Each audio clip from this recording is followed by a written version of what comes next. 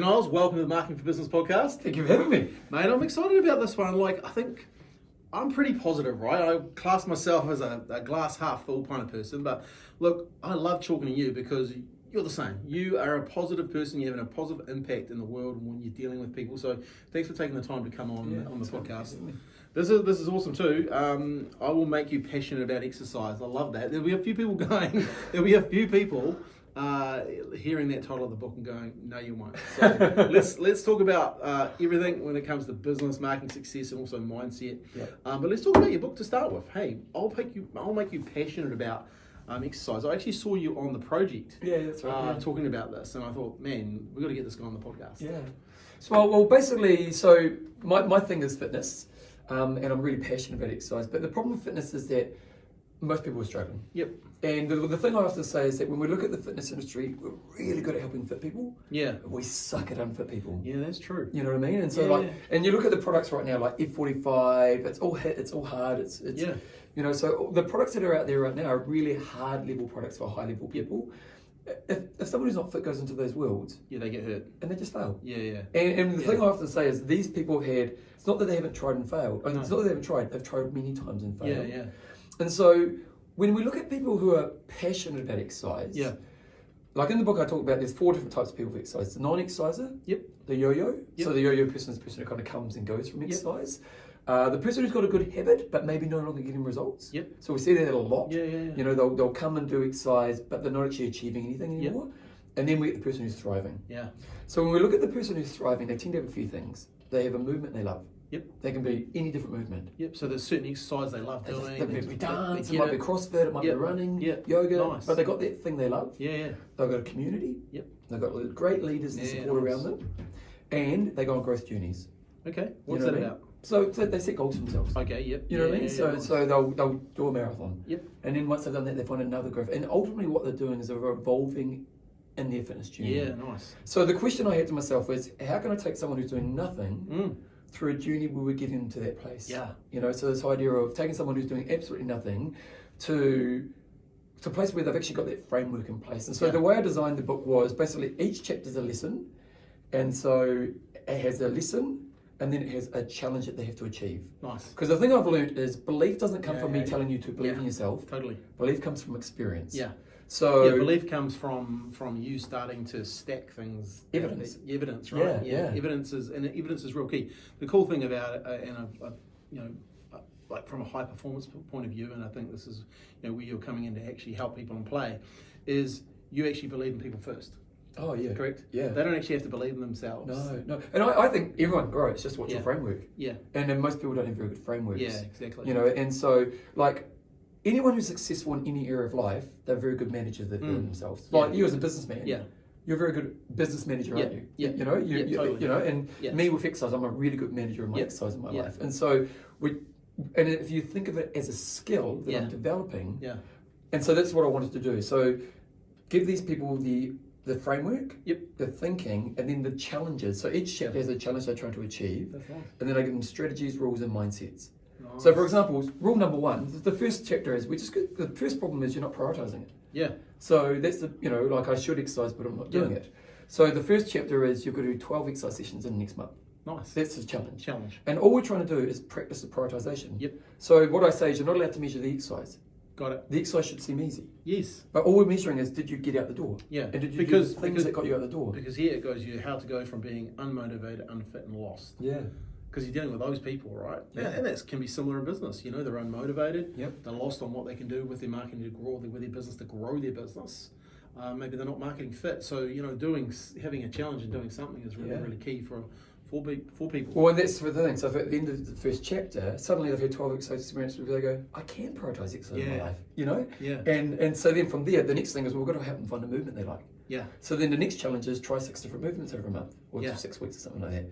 And so we're building that framework that's getting them to that place. And ultimately what we're trying to get to is an identity of fitness. Nice. So in any area of your life where you're successful and you have high esteem, you have an identity that reinforces it. Okay. So when you make a good business decision, you go to yourself, that's proof of who I am as a person.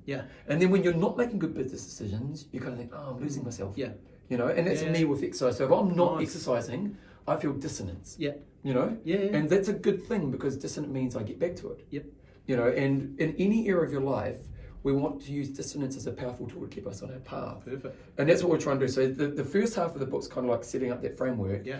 And then the second half is kind of how do you become someone who has an identity that you'll sustain for the long term. Because that's the key, right?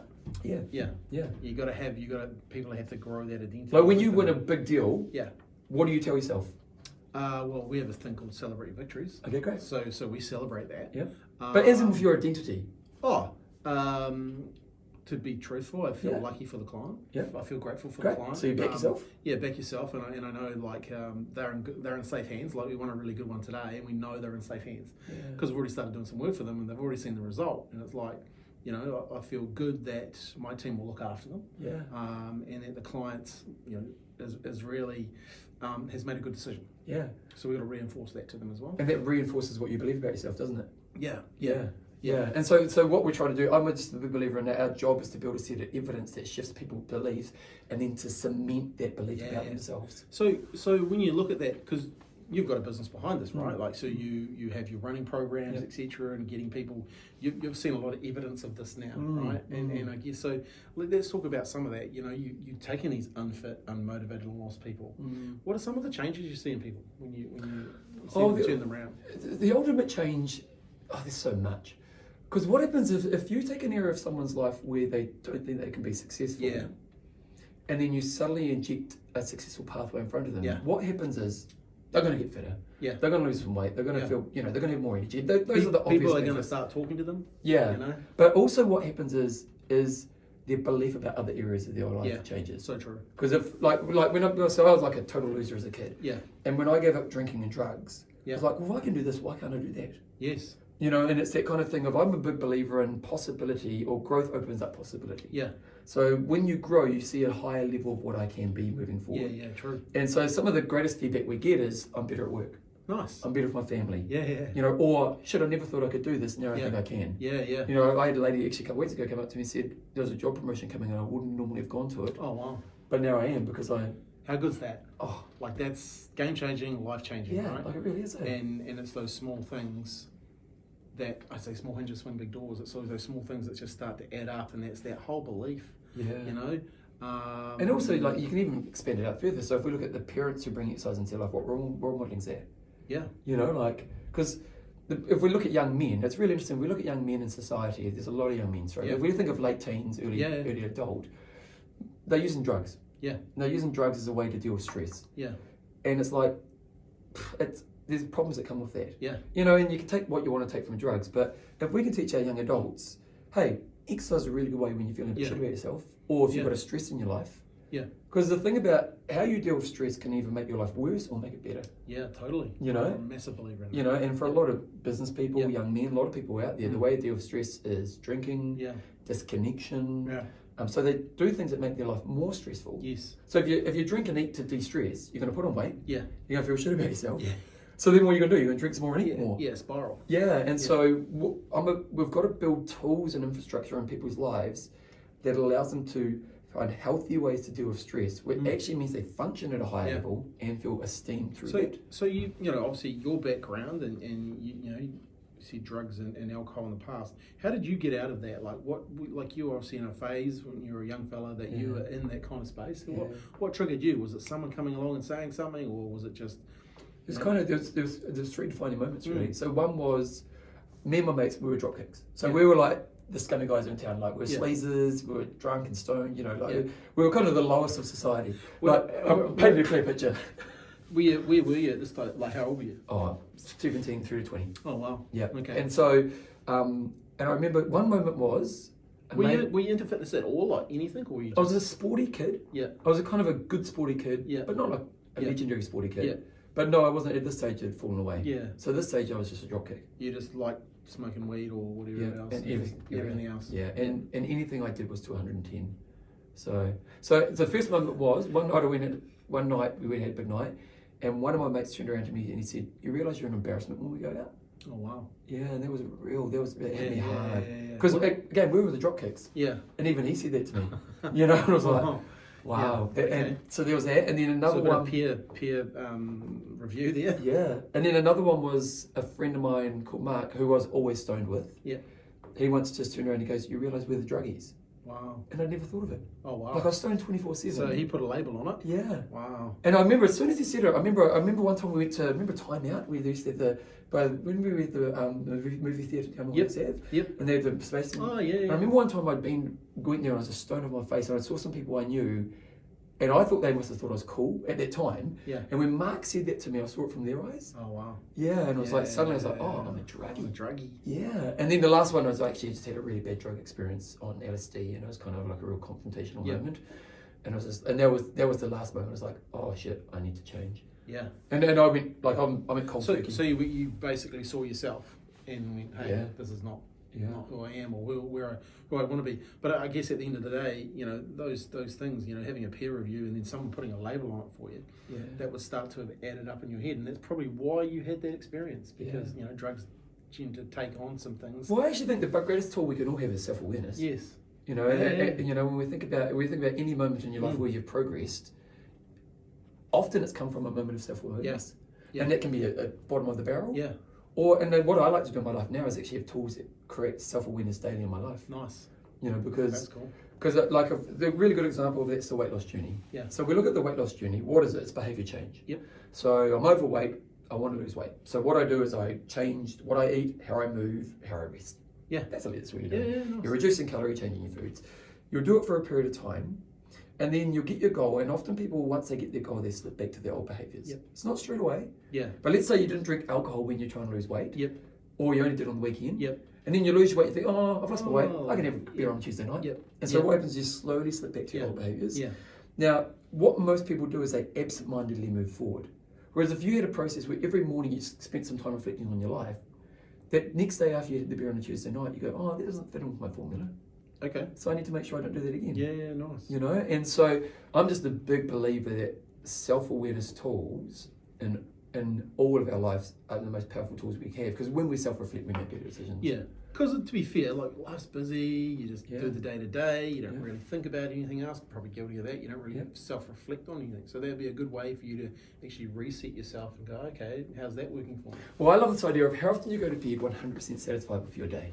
Yeah. And is it a fluke or is it something you create? Yeah. You know what I mean? And so like, I'm going to say we're annual here, but I go to bed 100% satisfied with my day. I'm going to say 90% of the time. Mm-hmm. And I'm not being arrogant. I'm not thinking about myself.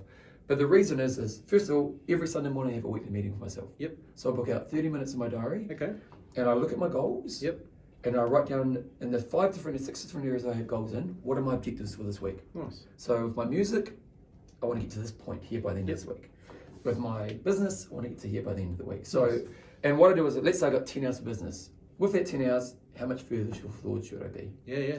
And then what I do is I plan out my week. And then in the morning, I read my goals, I read my objectives for the day, and then I plan out my day. Nice. So, and it's not just business, it's whole self. Yeah. Now, I've created the day in front of me. Yeah. You know, it's not. Yeah, it's not a fluke. Not a fluke. You know. Yeah, and if that is what your day, you know, your ideal day is that, you're going to hit it, right? Yeah. Because you're thinking. And the other thing you do, I have this tool called defining moments, because most days are defined by 2 or 3 moments. Mm. You know, it might be that you did a hard exercise. It might be you won that client today. Yeah. Or it might be, you know, just if you look at your day, most days have it. Yeah. So most days you get up, you brush your teeth, you have your coffee and so on. You come to work, you do your emails and so on. But there's 2 or 3 moments that if you win those moments, champion day. Yeah. So what I do in my process is, as I do my morning meeting, I look at my day, I look at my objectives. Okay, where are my defining moments? Nice. And then how am I going to act and what I'm going to do in those defining moments to create success in those moments? Yeah. You know, and so like, let's say I'm going to do a hard run. Okay, well, how do I set myself up for success? Or let's say I'm going to have a hard conversation with someone, which most people don't do. Yeah. Okay, where do I need to put myself? Yeah. What do I need to do? How do I take on the conversation? Nice. You know, and so then when that moment hits, I'm actually ready for it. You're ready for it. You're prepared. Yeah, and then once you've done that moment, you feel great about yourself because you know, and it's it's very like Dr. Fred Gross talks about, you know, having 10s, 25s, and 50s and 100s. Yep. And what are the 10s in your day that would make your day awesome? You know, so is it catching up with someone for coffee? Is it, going and exercising, and then what are the 25s, maybe, and it's that planning in advance, right? Which I think a lot of people have probably gotten away from. Well, I have this concept of before, when we think of any time in life when we go to a higher level, there's one thing we all share. So it could be study, it could be business, it could be fitness, it's you put more effort in. Yep. Totally. Yeah. And so with that in mind, we need tools for effort. Yeah. And so I kind of identify 4 types of effort. So one is goal setting effort or growth pathway. Yep. So most people know they should set goals, but they don't do it. Yeah. Now I did my goals. Well, why do you think that is though? Like, why do you think it takes effort? Yeah. And that muscle, that exercise of the muscle of taking effort is too hard. So and what happens is, what I've seen is people get distracted. And I've done this myself. Oh, you're supposed to be working on this, but you're working on that over there. And you get distracted real easy, and I think that's where people like to get distracted so they don't have to confront what they totally. Reality. It's a procrastination of denial, isn't it? Yeah, exactly. Yeah. And that causes that, once again, that can be self-spiraling, right? So okay, so let's keep well, I mean, the funny thing about goal setting is, like, I was in Bali recently, I did my goals. Over a 3-day period, it took me 6 hours. Now that sets up the next 6 months of my life. Yeah. So for 6 months of time, I put a 6 hour investment in. Yeah. But was that a like? Did you have that as a managed process? Or was that a self-governed process? Self-governed. Nice. But I've been doing it for years, so I've got a process I do. Okay. So that's the first type. Then the next one is what I call before effort, and I actually think this is the biggest, most important effort. So before effort is, before I do the thing, what's the effort I put into to create success? Nice. So when we look at what I shared earlier, my weekly meeting, my morning process, that's my defining moments. That's before effort. Yeah. That means that when I hit that moment, I put all this effort in to create success. Yes. And so for me, it's what's the structure that allows me to be in the right mindset and have the right energy to deliver.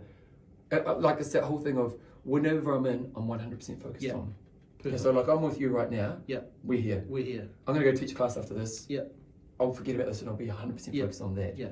And so, but I reckon honestly, mate, that is a real skill though. Yeah. Like you meet so many people, and talk to so many people, like you can tell when they're in and when they're not in. Right? And I think if you can give, listening to some stuff the other day, if you can give someone the gift of being when you're with them, Be present. And I've really worked hard to do that with my son and my wife. When we're there. Yeah. And it's, I tell you, it's not easy. Yeah. Like when you and how do you do it? Not have that phone thing on. So some structure around it. Yeah. Remove the device. Like me and my son played Monopoly the other day. It was a 3-hour game. Yeah, you should give me Monopoly cards. He torched me. He absolutely torched me. But it was great because we were just in that moment, and like no other distractions. Like there was no technology, and I think that's the gift you can give your kids is the time, right? But it's not an easy thing to do. No. You do have to push yourself to and the worst part of it, even like going on holiday, is you use your phone now as a camera. So that kind of sucks because you've got your camera, but you've also got your phone. It'd be great if you just So I definitely get it for people. It really is. It's something that I know a lot of people have struggled dealing with. Oh, I think a lot of people live in phone guilt. Yeah. But it's interesting with your boy. You obviously put effort to put those things aside. Totally. So you can have the energy, didn't you? Yeah. Oh yeah. Because at the end of the day, I think I read somewhere kids are here for 18 years. That you'll spend 18 years with them, and then you told me that. Yeah, and then 1 year after that, you've for the rest of their life you spend one more year in contact with them, and like that burns me, man. Yeah. I was just like, I think you told me that. It kind of blew my mind away. That's actually quite like when you think about it, and then I think about it from my parents' point of view. I can see why they treasure the time with us. So yeah. Mate, so there's before effort. Yeah, before effort. And then there's in the moment effort. So in the moment effort is when you're doing the thing. Yeah. So it's when you're doing a reps at the gym and you're starting to talk yourself out of it. Yep. Or it's when you're meant to have that hard conversation but you talk yourself out of it. Yeah. So it's it's that when I'm uncomfortable, my ability actually to apply. Yeah. So I remember once I listened to a podcast and talking about how Chinese workers you get 60 minutes out of an hour, European workers you get 30 minutes out of the hour. Wow. As in productivity. Yeah, productivity. And so it's that kind of like, if I'm going to work, do I do an hour's work? Yeah. So it's that ability to actually stay focused on the thing I'm in. Yeah. And then the last kind of is that kind of evolution effort. So it's like study or, if you can become a master of goal setting before and evolution, what you can achieve will be pretty So mind-blowing. evolution, what is that?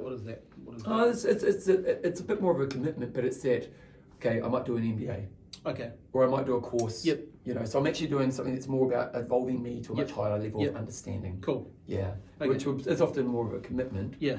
And, you know, if you're going to do an MBA, there's going to be before effort in the moment. Yeah. But it's that, okay, here's where I am, here's a bigger project towards this. Yep. So you have those, once again, those focuses. Yeah. The long term. Yeah. Fascinating stuff, right? And so when you're dealing with people, because obviously within your businesses, you're getting people, you know, from not running to 5Ks, you know, obviously that whole mental aspect must play a huge part of it, right? Yeah. Do you think most of it is actually mental? Totally. Yeah. And for those people, you're trying to create a safe journey. Yeah. You know, because they are so vulnerable. Yeah. So even as we're a running group, we actually have what I call them life coaching sessions. Yeah. And they're all automated videos, but basically it's like, here's 30 minutes you need to watch before you turn it this week. And what we're doing is we're teaching them the thinking. Yeah. Again, if we go back to what we talked about earlier, in any area in life you're successful, you have great management tools. Yeah. Self-management tools. You know, and so what we're trying to do is guide them through, like we can talk to them about breathing and technique, but it's actually, and you know, the nice compliment when someone says, Bevan, you're in my head. Yeah. You know, it's okay, well, actually I've done a good job. Yeah, you've done a good job, right? Yeah. Yeah, better than like Netflix being in the head, right? Yeah, exactly. You know, I do find it interesting, you know, people do get a lot of filters from other aspects of the world that are not good for them, right? And I always remember, and my mum doesn't listen to the podcast, so she won't mind me saying this, but mum, I could find my mum getting spiraling. She was listening to the radio and all that sort of stuff too much, you know, right? Yeah. So I got a project and I got my mum to start typing out. I said, Mum, I really need you to type out all these documents. And it was stuff around positive mindset and all this sort of stuff. So you're kind of subconsciously trying to feed her. Yeah. Wow. And it worked. Really? You know, like it definitely worked. Like she just evolved. Like you could see her evolve because she was like typing out, and I'd give her a next one, and I'd do this one as well. Like she was constantly started feeding her brain because she was having to read it. Yeah. Whereas if I told my mum to read this book, she wouldn't have done any of it, right? Wow. But I got her, you're helping me out, you know. Yeah, well, it's just even interesting, that thing of what do you feed your mind? You know, because the mind is, you know, something you're feeding, isn't it? Yeah, totally. And it is a muscle. Yeah. And if you're giving your muscle, you know, crap, you're gonna get crap out. And you know, to the point, like I wouldn't even have a clue. This is maybe sound bad, but I don't have a clue what's going on now with the election. I don't watch the news. I don't have any of that sort of stuff. If I need to know it, someone will tell me some stuff. But I refuse to buy into that negative connotation of what they want me to know. Yeah. You know. And also, that's really challenging in today's world because, like, you know, we look at the algorithms. Like, it's interesting because I go on YouTube because I like my music, so I'm often look at some great music channels I watch. And it's interesting. There's been channels they've tried to show me with people who I know I have no respect for. Yeah. And I'll tell them I don't want to watch it, and they still come back 3 weeks later. Like, it's just because I'm a man of a certain age. They think I must want to watch this. You must want to watch it. Yeah, and you know, so it's actually a real challenge. Like, there's not just make sure you're putting good stuff in. It's almost make sure you put that wall up. Yeah. You know, and being aware of, and also be like, I love the idea of trying to live life in the state you want to feel in. Yeah. Okay. You know, so it's that kind of thing of, if I go for a run, I love running, but I love running with music. Yes. Because it brings out state. You know? Nice. You know? Cool. And so when you're trying to think about how you're living your day, it's what are the states I want to feel in? And if you're feeding a state, if you are listening to like a talkback show and someone's just firing you up, it's actually a good state for you. Yeah. And so it's really interesting how you kind of plan out these things, I suppose. So, like, most of the audience that are listening to this are business owners, and like busy during the whacking and the cracking, and there'll be stress there. You know, with the economy, with their staff, everything's going on. Yeah, business. You know, so what would you say to some business owners? Like, let's maybe even some examples you've got at the moment. What's some of the little things that they could do to really get themselves you know, back on track, because you know, like, it is a tough time, and you can buy into people's self-talk and all that sort of stuff. So I have this concept called healthy high performer, because I actually think, we're going back to what we were talking about earlier, was this concept of when I get stressed, I do things that make things more stressful for us. And let's be honest, if you're in business, it's a roller coaster. Yeah. There's days where you think you're bloody Warren Buffett, and then there's days where you think the world's ending. And the problem with being in business is you live with an insecure future. Yeah. That's Yeah. The benefit of business, if it goes well, you get the reward. Yeah. The downfall is you live with an insecure future. Yeah, well, it's the ultimate commission, Yeah, right? yeah, totally. Yeah. And whereas with employment, you know, you get your paycheck for the next 20 years. So that's, and so, but unfortunately, and I'll share a story. So I had a lady who I was mentoring who owned a power company in America. Like she owned a power, I think, Meridian, like very successful woman. And she came to me because she was in a very unhealthy place, like overweight, highly stressed, highly strung out, neglecting relationship. Like everything about it was bad. And I said to her, well, we spent some time trying to figure out what are healthy tools. Yep. So I can't remember what they were, but it's probably journaling, maybe some movement, maybe a hobby thing, and talking to a friend. Let's just say those are the things. Yep. And the challenge to her was, for the next month, every morning she had to wake up and go, I've got to put these 2 things in my day. Nice. 2 of these things. Yeah, so it might be one day she went for a walk and called a friend, the next day she did a hobby and journaled and so on. But the real key to was that she had to make that her number 1 priority in a day. Wow. So no matter what else was in her day, she had to go, okay, when am I going to get this walk done? And so we go away, we set up this, and I said, okay, the challenge is next month you've got to do this. So we go away, we get back on the call, and then the first thing she says to me on the call is, Bevan, you're not going to believe it, but in the last month, my business has had the equivalent of 6 months of work in the last 30 days. Wow. It's been the busiest we've ever been. Wow. And I'm like, oh no, because what do you think I'm thinking? Yeah, she hasn't done your challenge. Yeah. And sometimes as a mentor, you got to keep someone to kick up the butt. Yeah. And then sometimes you got to go, you know what, fair enough. So I was kind of ready to give her, I was ready to go, you know what, fair enough. And I go, she goes, Bevan, I've had this month, busiest month ever, but I did the challenge. Nice. And she said it's been life-changing. And she said a couple of things. So she said, I've lost weight, which normally time I put weight on. She said, I've connected with my partner, whereas normally this creates problems because I've realised he's an ally instead of an enemy. Because instead of going home and disconnecting and feeling frustrated, I talked to him and he was actually really good for me. So there's lots of really obvious things we saw, but she said 2 things that were really mind-blowing. That's cool. She said, I've performed better in my business over this last month. My business got a better version of me. Wow. And this is the biggest problems with business owners, because what we do is when we get into busy, high peak times, we go, I'll neglect everything that's good for me because my business needs me more. Yeah, yeah. And so the shift in mindset we need to have is, when I get busier, I should fight harder for my healthy tools. Nice. Now, time frames may change. Like, for example, I like to play piano for 30 minutes to an hour a day. If I'm peak time, I'm not doing that.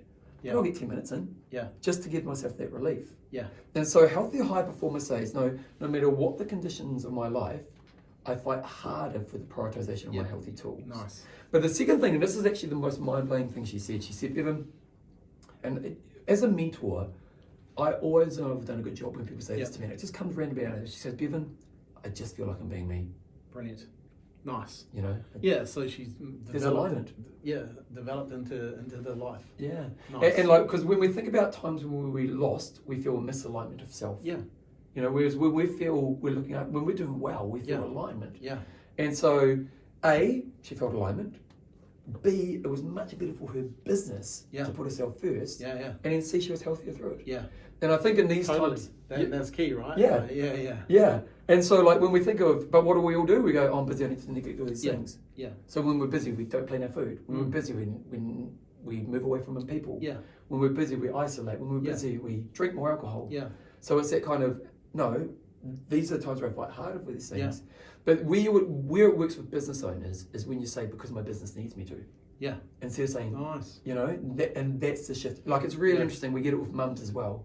Because mums are really good at saying, my family needs me, I'll put myself last. Yeah. I've watched some videos that you talked about. You talked, you know, when you were with your clients and with the runnings and stuff, and you were talking to some mums, and the change in them is when they started putting their self first.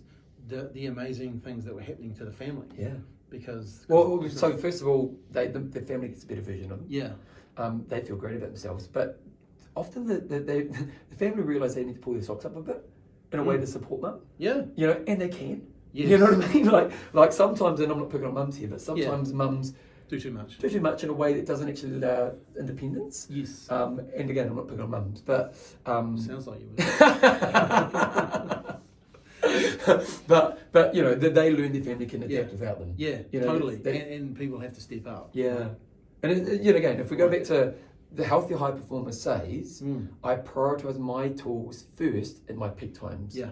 because healthier me, better Yeah. business, Yeah. and better outcome for everyone. That's awesome. And I think, like when you think about it, like fighting for your healthy tools, like I never had any healthy tools Oh, really? until you started talking about it. Well, I didn't classify them as Oh, healthy really? tools. Oh, really? Like, so healthy. So what would be your healthy tools? Well, because I go to the gym Yep. in the mornings at 5:30. Great. And that sets my day up, and then I write my goals and look at my focuses and my day and stuff. But they are my healthy tools. Yeah. Imagine a connection with your boy. Yeah. Well, so I make sure I'm home every morning, apart from Tuesdays when I go and have coffee with the guys from the gym. Yep. I'll make sure I'm home in time for seeing him, having breakfast with Kerry and him, and Kerry makes a beautiful green smoothie. Yeah. And we'll, we're in and around the house talking, sitting down, And how important is that for the rest of your day? Yeah, it is my day. Yeah. Like, because one thing I say in the mornings, get yourself out of bed is own the morning, own the day. Yeah. And that's my part of the day. I own that part. No one else can interfere with my. I don't check anything. Yeah. Like there's nothing that Not gonna interferes with compromise that that, day. yeah. It doesn't. And to get me to go to the gym at 4:30 in this afternoon would never happen, right? Yeah. But I own the morning. Get up at 5, boom, and do it. And do you ever neglect it when things get busy? No. Great. No. So you've actually learned how to do that. I neglected it in the last 2 weeks last week because I had an injury and I had an accident. But apart from that, no. Like it's if it's busy, I probably. And it's interesting talking to guys and girls, but guys that go to the gym with are high performers. They all own big businesses, right? We all talk about the love of it because the stress of business, and you can bring that in. You get up and you go to the gym. Yeah. It's part of who you are. Yeah. It's part of you bringing who you are to the gym. So that's an interesting thing, isn't it? And it allows you to just I feel good anyway, and I know the guys that talk to they do. They feel like they've really done something, and they've And if we flip it on its head, if you didn't do that, what would it cost your business? Yeah, it would cost the business because I feel lethargic. I feel like you get that. That's just that icky feeling. I just feel more like I am on point for most of the day until probably around that 3:34, and then I'm done. I'm done. Yeah. But till then, I'm on Smash it out. Yeah. And I don't believe you can be on all the time either. No. You got to choose. There's a certain way I do work. Yeah.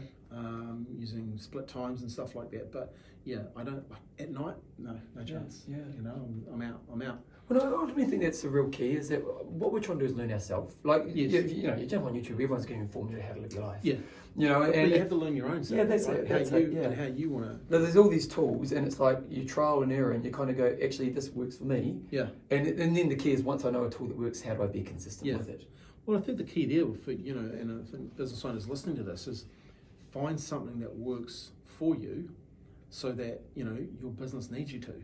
I think that's really important. Find something, and it could be, hey, look, it could be motor racing. Oh, yeah. If it's something that really ticks you on in here, and then it allows you to turn up and be the best person. I think that's really.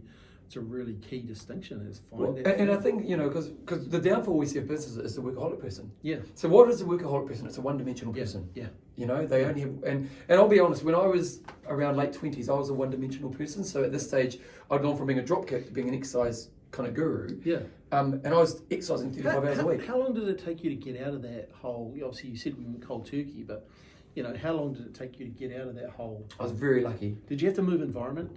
And it's funny, looking back subconsciously, I made a lot of good choices. I don't know if I was that conscious of it. Yeah. But I literally lost my friends overnight. Yeah. But I joined a gym, and there was just great people there. Yeah. So suddenly you go from hanging out with the worst people in town to ambitious people who are trying to grow. Yeah. So it was actually, like people say, was it hard to get, and I didn't find it hard at all. I really didn't, because I just shifted lives. Yeah. And also, one thing that happened which was really good for me and my mate were growing some marijuana at the time, and I gave up, and then about 3 months later the crop came in, and he goes to me, Bevan, mate, come around and get stoned again. And I was kind of like, oh, I should, just because we did this. Yeah. And I went and got stoned again. And it was just a really good thing, because I got stoned, and there was just nothing there for me. Yeah. It was just it was like the final round coffee. Yeah, final realisation. Yeah, I was like, actually, and I spent the whole night just telling him how good my life was, and I actually was probably crippling on it, but it was just because I was in a good place. But so when we look at the one-dimensional person, what they are is they're great at one thing, and they're weak in whatever areas. Yeah. And I love this idea of what are your esteem points in life. Okay. So esteem points are what areas give me a sense of confidence. And a really good example. So a couple of years ago, I had a back operation. Yep. Now, fitness is my game. And it's who I'm known as, my identity. If that happened to me 15 years earlier. Sorry, I thought you were a model. Oh, thanks, part-time supermodel. But at this stage, if that happened 10 years earlier, 15 years, I would have been a total lost soul. Okay. Because all I was fitness. Fitness, yeah. But then when I woke up at 30, I realised I need more to self. Yep. So that's when I started playing music. That's when I started business. That's when I still have exercise. We've done my relationships. Yeah. And so when my back happened a couple of years ago, I couldn't exercise for 4 months at all. Yeah. For a guy who normally exercises 15 hours a week, that's quite a big gap. Yeah. And everyone was going to my wife, how's Bevan? Yeah. And she goes, no, he's fine. No. But How is he? Yeah. And I was like, I just played my piano more. Yeah, nice. I just did more of my other esteem things. Other esteem things. And so one downfall of business people, and the thing is, it's really hard to give up something that you're good at to be something you're shit at. Yeah. And so what that relearning, right? Yeah, totally. And if you're a rock star business person, but you're one-dimensional, and then you go and you be a 101 over here, it's a harder ego trip. Yeah. But actually, maybe your better development is to actually go, I need to drop a little bit of this. Yep. Because if you're watching this right now and you're thinking of these kind of healthy tools, and you've got none, well, there's some real obvious areas for work. Yeah. Because you need to spend some time developing some healthy tools. Yeah. And if it's I need to work more. And what would be a healthy tool? What would be a couple of healthy tools that people And this is the thing, is they don't need to be complicated and they don't need to take time. No. Like a healthy tool can be just getting down and go for a 10-minute walk at lunchtime. Listen to your favourite song. It's cool. We do a thing Monday mornings called a whiffle, what I feel like expressing. One of the guys just said, hey, he would like to walk more. And I just said, hey, cool, well, I walk every day. And so today me and him went walking. Great. And that's a tool that, it's 25 minutes around the block, get out, we had a chat, It's stuff that you could not do. Did you read the book Chatter?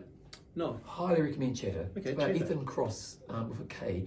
So he talks about rumination. Yep. So rumination is when your mind is just kind of, I like to think of it as a tape deck rewind play.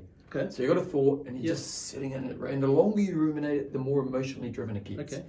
And so he talks about, I can't remember is it distraction or something like this, but basically you need to remove yourself from that place. Nice. And a lot of hobbies and things like that will do that. Yeah. So if you go for a walk, what you're doing is you're removing yourself from your headspace. Yeah. And then when you come back, you've almost solved it. Yeah. And so when we think about healthy tools, we're looking at those things that just take us out ourselves for a moment. Yeah. Now they can be a hobby thing, they can be more time consuming, but they can be just put your favourite song and go for a walk. Yeah, totally. It can be call a mate and just talk about the game of league on the weekend. Yeah. Exactly. Because I think we think healthy tool has to be, I have to learn to meditate. Well, the thing is, these days, a healthy tool, you're right, it doesn't have to be physical either. It could be talking. Yeah. Because it is, the more stress mentally these days as well, right?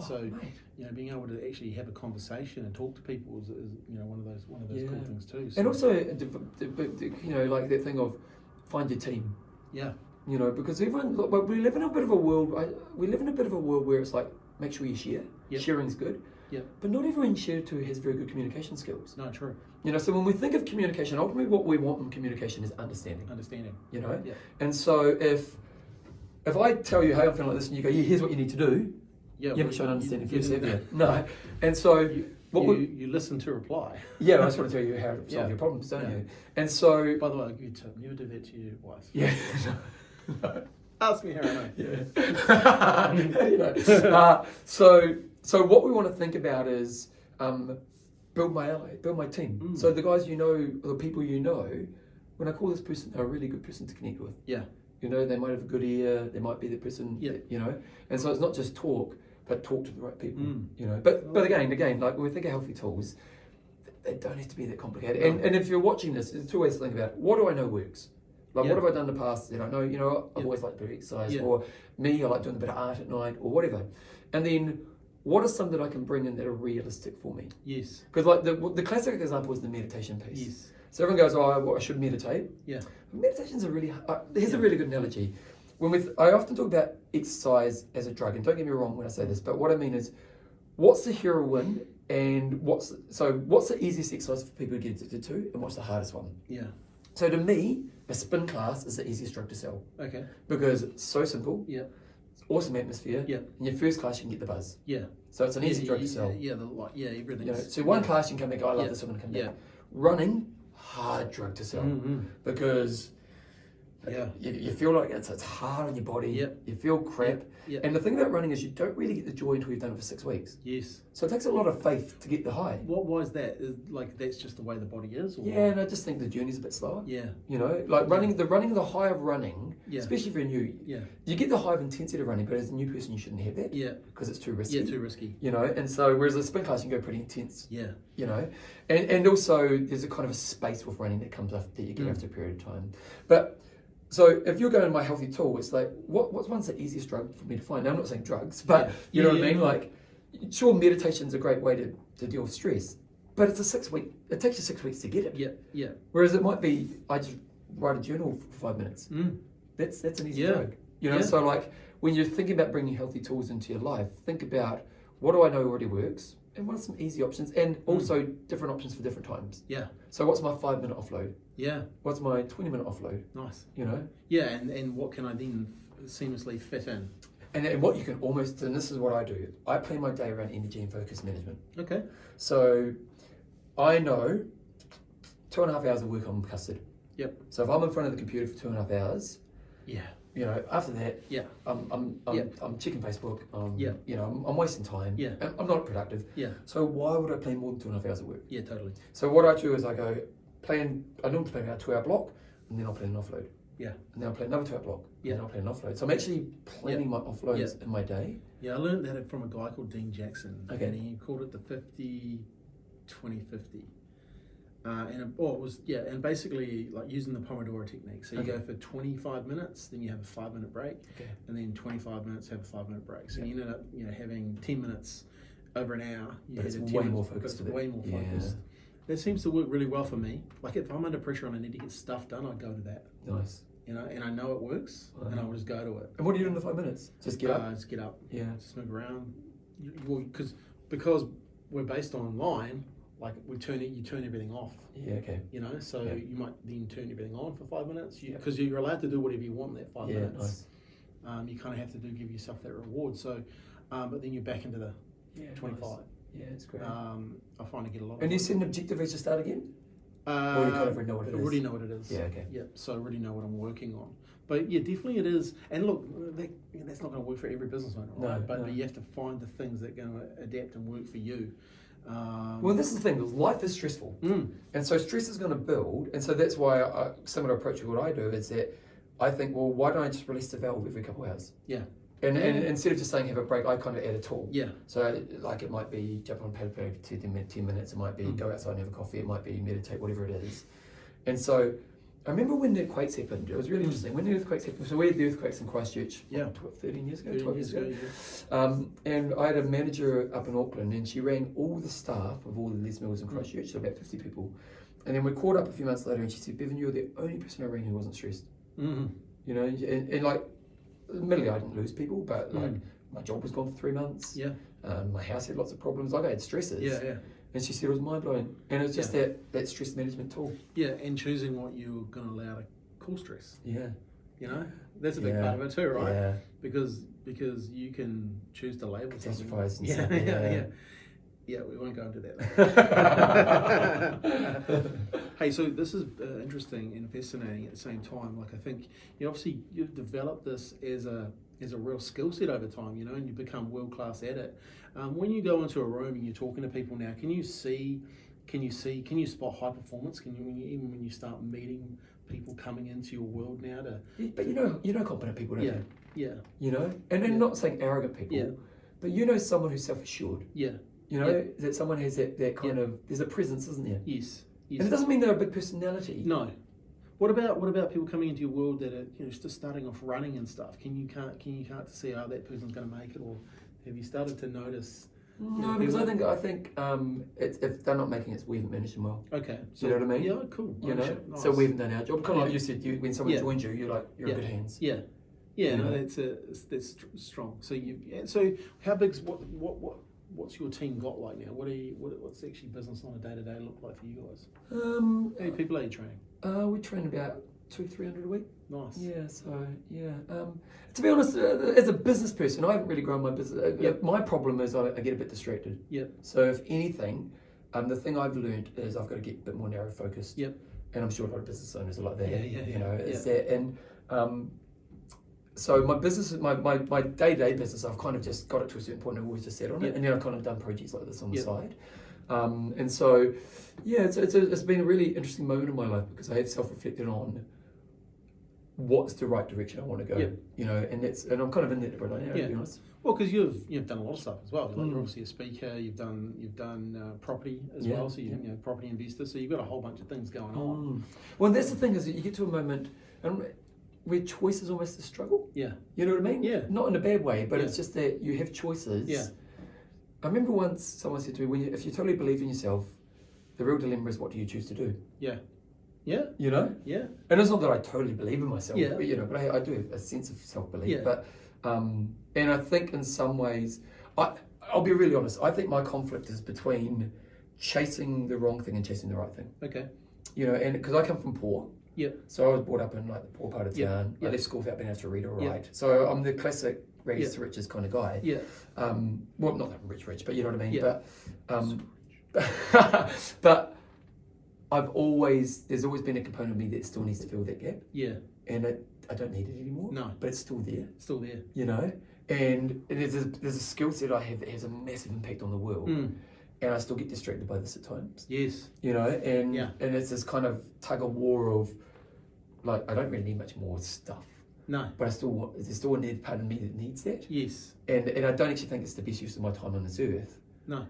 So it's that, and so then if I'm going to not chase that, how do I make sure I stay focused when I'm over here? And it's a dilemma I work on. Yeah. Yeah. Yeah, and look, it's one of those things that you have to work on, right? Like it's you know, I had a guy come to me the other day and said, I was listening to a little podcast. Yeah. And it was like he was listening to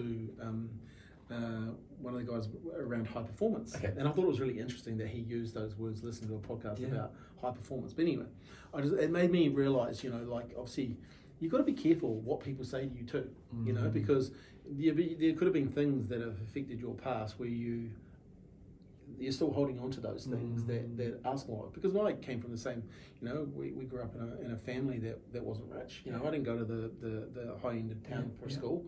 But all my friends in that area have grown through and become, you know, some of them are world class in what they do, right? And it's really interesting. Like you do have to protect what's in here from those outside. You know, and you could back in the day if I hadn't done that work on myself, that comment could derail me. Yeah, totally. You know? Yeah. And I'll be honest, it still triggers me. Yeah. You know, but it's just knowing not to let it influence me. Well, I'm going to use it as a story. I've already told you, but I'm going to use it as a story to empower others. Yeah. Because I know what my job is. My job is to inspire and give people confidence through my consistent actions, right? Yeah. And it's but those little things, and I think, hey, you should at the end of the day you can own your past. You know, and like you've owned your past, you know, but also be proud of your past. Because if you didn't have that, you wouldn't be where you were. And I think it's quite cool to sit in the fact that, hey, you know what, you know, this is where I've come from, and I'm a totally different person who I am now. Yeah. But at the same time, I'm proud of, you know, the school I went to at Pippin High. I'm proud of it. Like we did some stuff at that school that you know, like we weren't supposed to do. You know, where we beat other teams and all that sort of stuff. And but you know. And I think that's the gift you can give yourself, is to be proud there, but also realise, hey, this is where I'm going. I'm super focused here, and I'm going to bring that part with me, but I'm not going to allow it to hold me back. You know, so that's, you know, that's definitely something I've learned over the years. You know, talking to people like yourselves, but also talking to mentors and that sort of stuff. You definitely see, because if you get held back too long, it starts to drag you. Yeah. Well, and you know, I think what people like yourself and myself have done is we've actually broken through that initial barrier. You know, because like, so for a kid who couldn't spell, that really limited what I thought I could do with my life. Yeah. You know, and you know, and it's like, but like what we talked about earlier is if you can overcome those things, then it's like, man, if I can do that, you know, and that's where it kind of goes to the next level, doesn't it? Yeah. You know, like I couldn't spell, never in a book. Hey, good. You know, like it's like, And isn't that the craziest part, right? You couldn't spell. I couldn't spell that. Yeah.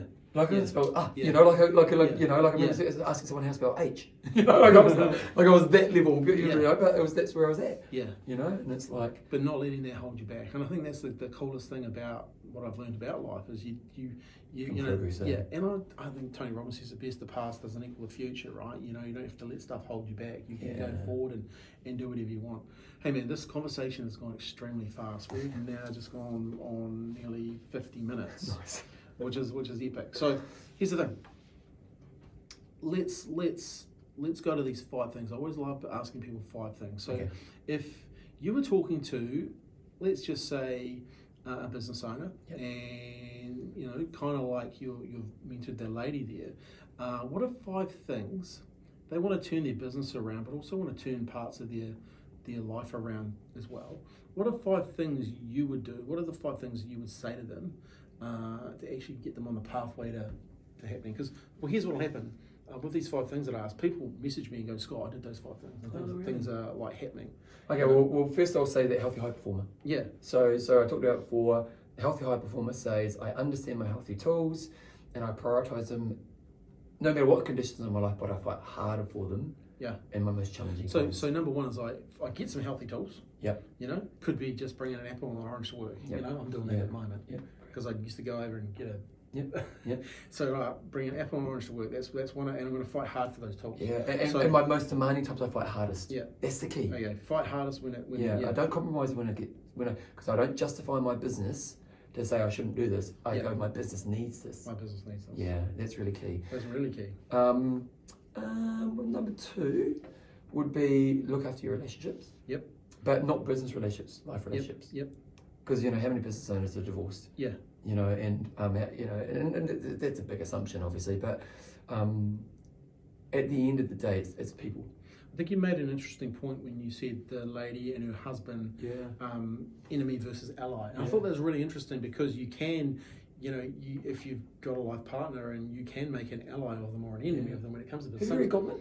Who? John Gottman. No. Oh, if you read, everyone read John Gottman. He's basically the world's best relationship guy. Okay. The Relationship Cure is a really good book.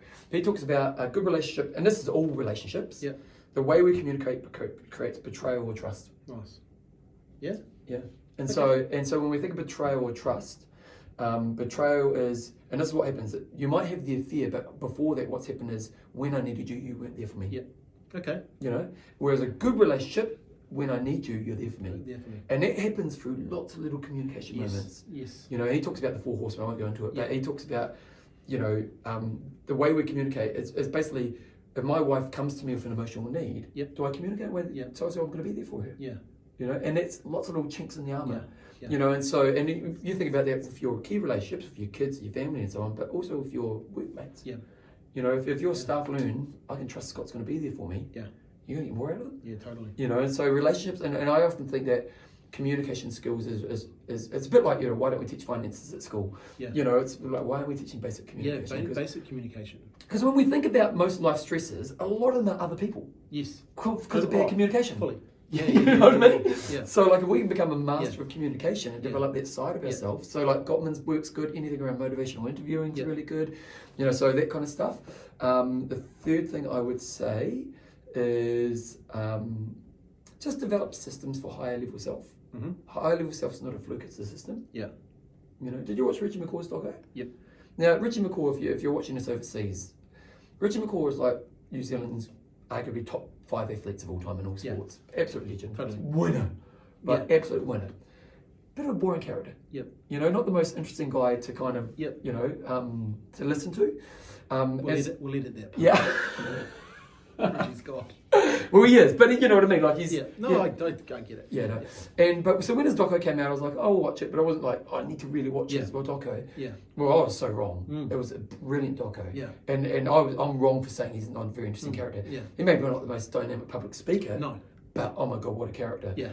And the thing about him was you're watching a guy showing you his process of high performance. High performance, yeah. Like he had little books to write in, you know. Yeah. So what's your process for high performance? Yeah, nice. You know, and I think if you don't have one, how do you start to develop one? Have you heard of, obviously you would have heard of Gubba Anoka, right? Oh yeah, no, but Gubba, he talks about you've got the mindset, the skill set, and then the structure. Yeah.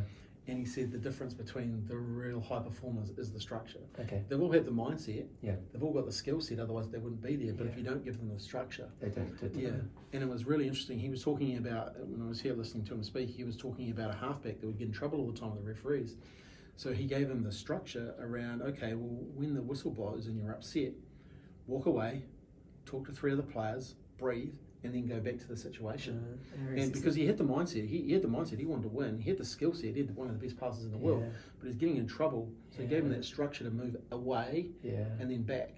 And having, so that's what you're talking about there, is developing those systems to be that high performer. High performance isn't a fluke. Yeah. It's something you create. Yeah. You know, so it's again, do I have the ability and what are my tools that I have to create that?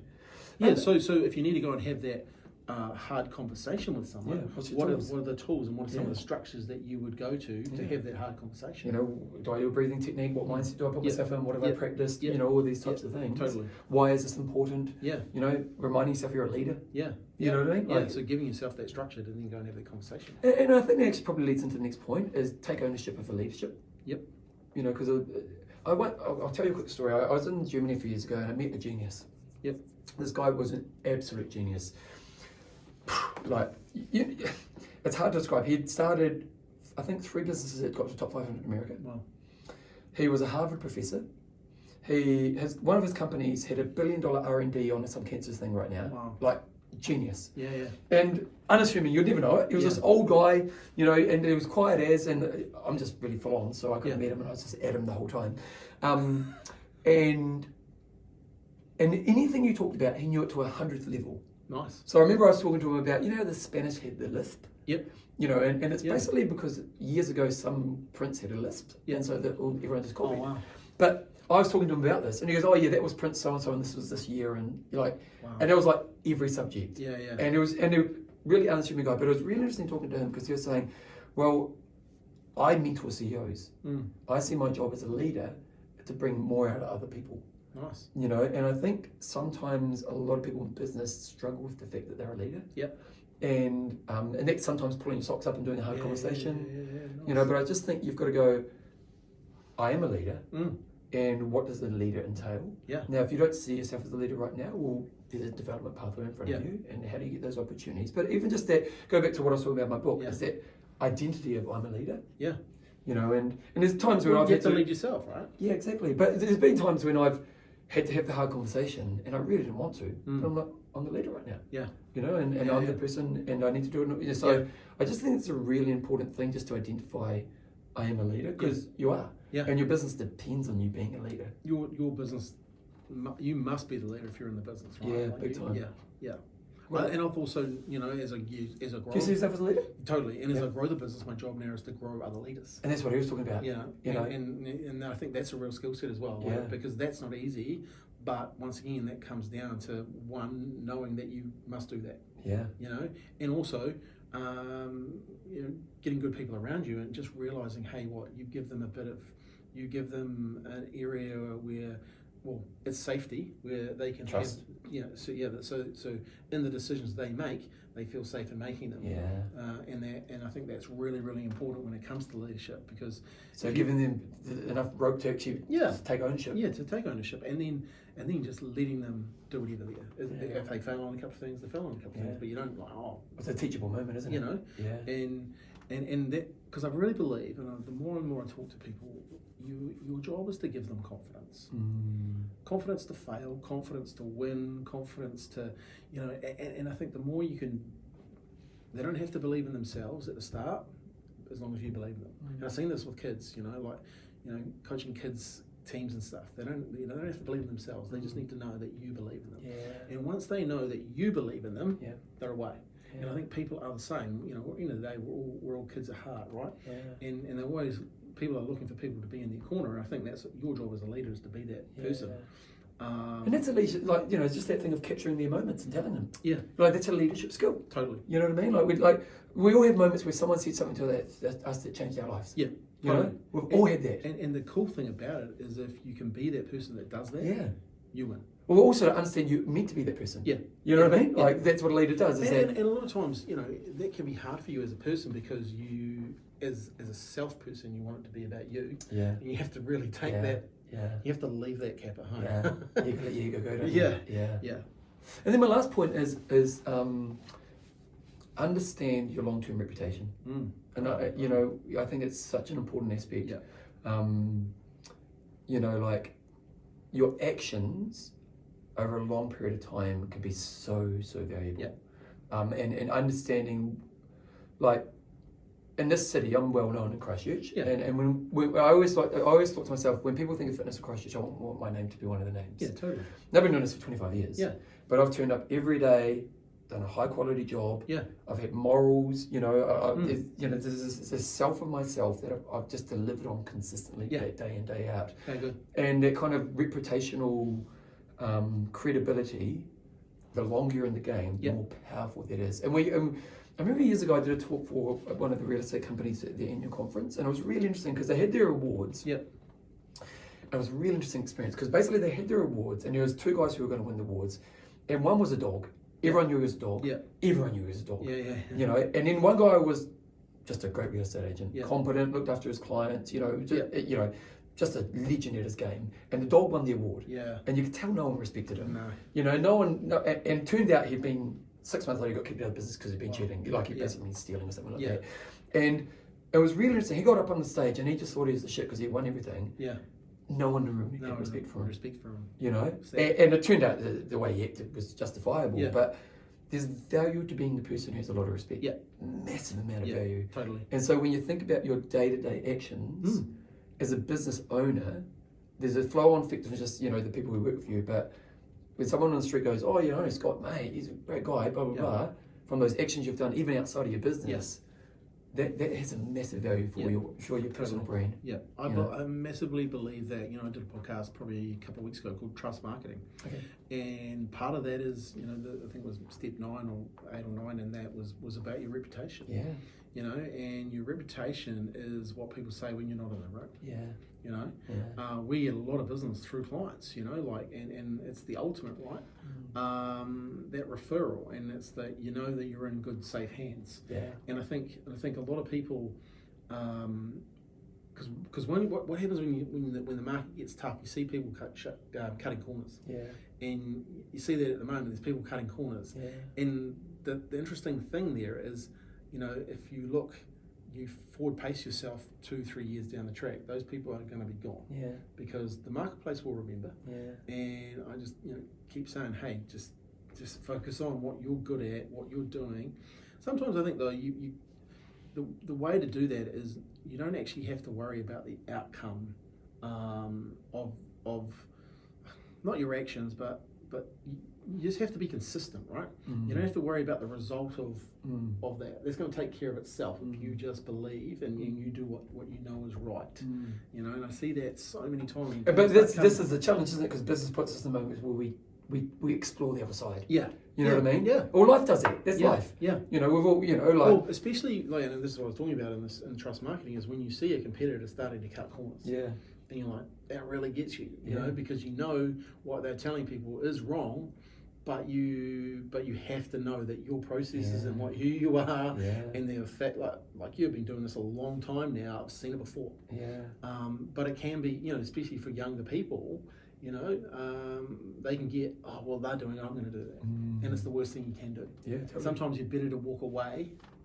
Well, look at C1. Yeah. The coffee shop across the road we loved. Yeah. We love. And there was an owner there, he had a great business. Yep, stop going. And basically what happened was he was treating his staff like shit. Yep. No one would have known it, and then it came out and it cost him his business. Yeah. Yeah.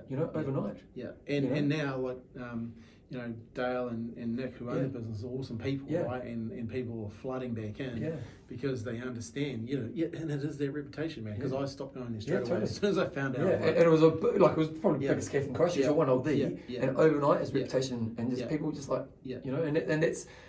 And he was just treating stuff like a bit of shit. If he just thought, hey, I've got to look after my people, and consistently do it over a long period of time, so just understanding that and understanding that each day adds to that. Yeah, totally. That's awesome. Hey, so let's just recap those 5 things.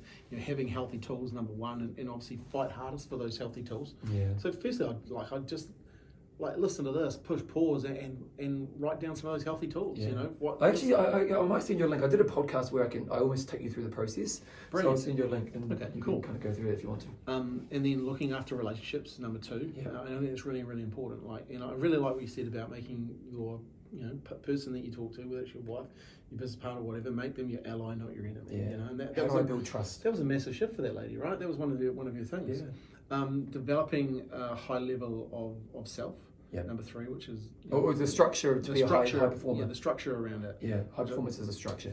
That's just the more I've learned about that, the more I see that as the changer for people that are wanting to perform higher. Yeah. Have those structures in place, even in business. Like we've gone from, you know, having little systems in place to now having like bulletproof systems in place and processes and then, you know, that's taken a good 18 months to do, but now they are rock solid, right? And that's exciting, you know, when you see that develop. So taking ownership of leadership, I think that's a huge one. Just taking ownership of leadership and you know, having like, this doesn't all have to be serious too. Have some fun with it, you know, like have some fun with being. Or you look at the Warriors coach. Yeah.